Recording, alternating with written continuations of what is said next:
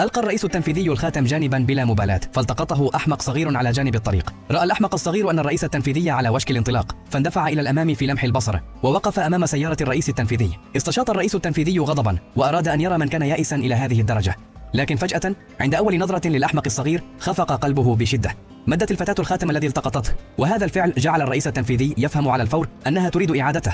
فسأل الرئيس التنفيذي الفتاة عن اسمها، فأجابته الفتاة أحمق، وهذا ما كان الجميع ينادونها به. ونظرا لمظهر الفتاة السخيف عرض الرئيس التنفيذي إعادتها إلى منزلها، لكن الفتاة أشارت بإصبعها إلى مكب النفايات قائلة إن هذا منزلها في ذلك الوقت. تقدم المساعد وأخبر الرئيس التنفيذي أن زوجة أبيه سترتب له زواجا، وعندما سمع الرئيس التنفيذي هذا مرة أخرى أطلق ضحكة باردة.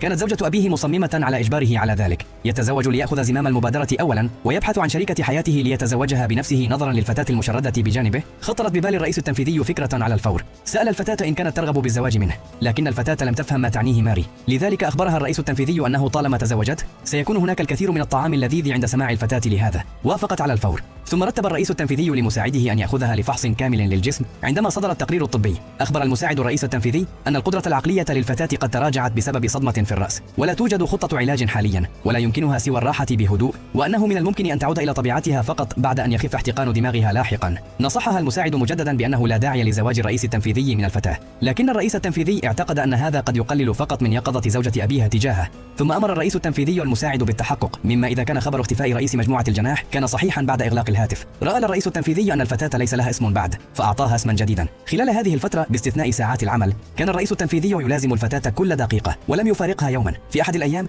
جاءت زوجة الأب فجأة إلى منزل الرئيس التنفيذي لأنها سمعت أن الرئيس التنفيذي تزوج من امرأة حمقاء، فجاءت لتعرف الحقيقة. أخرجت زوجة الأب عمدا كومة من المال وقالت للفتاة إذا ركعت. قدمت لها الشاي ثم انقطعت، ستعطي المال للفتاة لشراء الحلوى. عندما سمعت الفتاة أن هناك شيئا لتأكله ركعت على الفور بصوت مكتوم، لكن ما صرخت به كان أتمنى لزوجة أبي رحلة آمنة رحمها الله. غضبت زوجة الأب فورا عند سماعها هذا، كانت الفتاة تلعنها حتى الموت.